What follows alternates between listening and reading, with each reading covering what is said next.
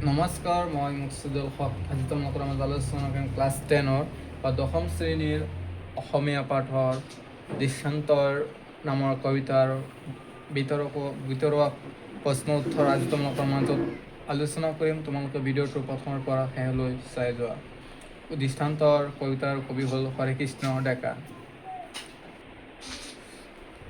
দৃষ্টান্তৰ আজি ভিতৰুৱা প্ৰশ্ন তোমালোকৰ মাজত আলোচনা কৰিম। তোমালোকে ভিডিঅ'টো প্ৰথমৰ পৰা শেষলৈ চাই যোৱা। বলা ভিডিঅ'টো আৰম্ভ কৰোঁ। প্ৰথমে আছে কবিৰ পৰিচয়। হৰেকৃষ্ণ ডেকা কিমান চনত জন্ম হৈছিল? হৰেকৃষ্ণ ডেকা জন্ম হৈছিল 1943 চনত। ল'ৰালি কালচোৱা তিনিচুকীয়াত কঠাই তেওঁ 1959 চনত মেট্ৰিক পৰীক্ষাত উত্তীৰ্ণ হৈ কটন কলেজত পঢ়িবলৈ লয়। গুৱাহাটী বিশ্ববিদ্যালয়ৰ পৰা 1965 চনত ইংৰাজী বিষয়ত MA পাছ কৰি গুৱাহাটী কমাৰ্চ কলেজৰ অধ্যাপনাৰে চাকৰিত জীৱন আৰম্ভ কৰা ডেকাদেৱে পাছত ভাৰতীয় আৰক্ষী সেৱাত যোগদান কৰি আৰক্ষী সঞ্চালক হিচাপে অৱসৰ লয়। হৰেকৃষ্ণ ডেকা দ্য চেণ্ট্ৰিয়েল কাকত আৰু গৰিহী আলোচনীৰ সম্পাদক আছিল। তেওঁ ৰাতিৰ শোভাযাত্ৰা, আন এজন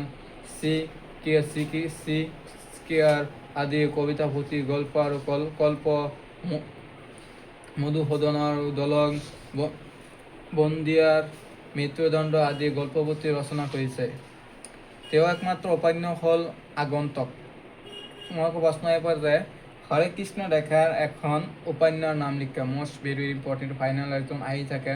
তোমালোকে এটা কথা মনত ৰাখিবা যে অসমীয়াৰ কিন্তু MCQ কুৱেশ্যন আনচাৰ নিদিয়ে, কাৰণ সেইকাৰণে তোমালোকৰ যিকোনো চেপ্টাৰৰ দৃষ্টান্ত হওক, জিকিৰ হওক, মই অসমীয়া হওক, সকলো টপিকৰ পৰা, সকলো চেপ্টাৰৰ পৰা তোমালোকৰ প্ৰশ্নৰ লগতে প্ৰশ্নতকৈ ইম্পৰ্টেণ্ট তোমালোকে ভিতৰুৱা কুৱেশ্যন শিকিব লাগিব বা মুখস্থ কৰিব লাগিব।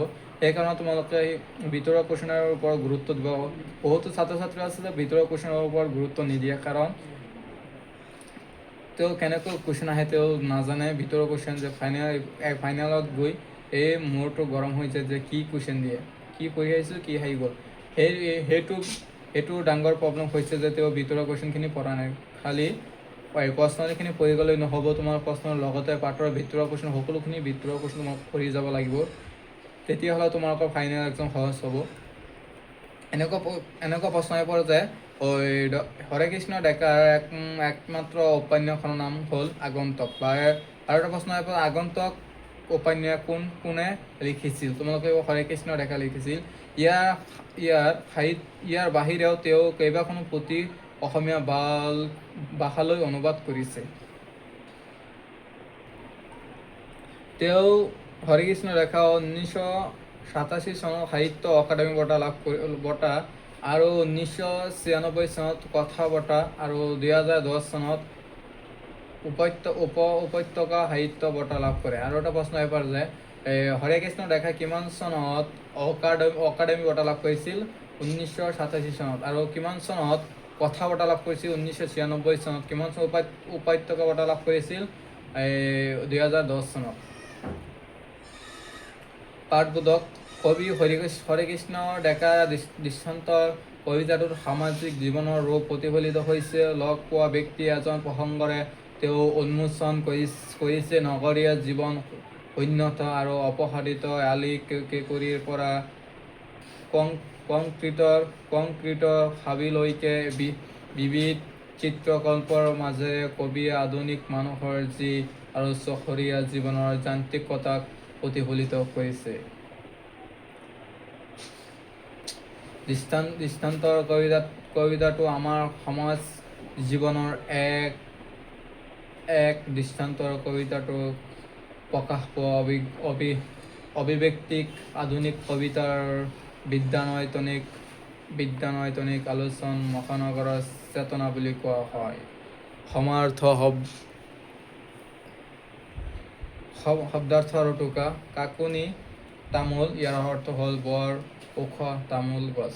গতিকে প্ৰশ্ন আহিব পাৰে 1 মাৰ্ক বা 2 মাৰ্কৰ যে কাকনি তামোল শব্দৰ অৰ্থ কি? তোমালোকে লিখিব বৰ ওখ বা তামোল গছ। কুকুৰী কণা, ইয়াৰ অৰ্থ হ'ল গধূলি বা ৰাতি নেদেখা মানুহ। কুবেৰ, ইয়াৰ অৰ্থ হ'ল যক্ষৰ অধিপতি বা ধনৰ অধিপতি দেৱতা। দাহ পুৰা বা কাৰ্য। দৃশ্যান্তৰ শব্দৰ অৰ্থ হ'ল ভিন্ন বা অন্য দৃশ্য, এটা দৃশ্যৰ পৰা আন এটা দৃশ্য হোৱা। কঞ্জুচ পূজা, পিৰাহী দি এটা এটা হৈ চাৰিওফালে ঘূৰি ফুৰা।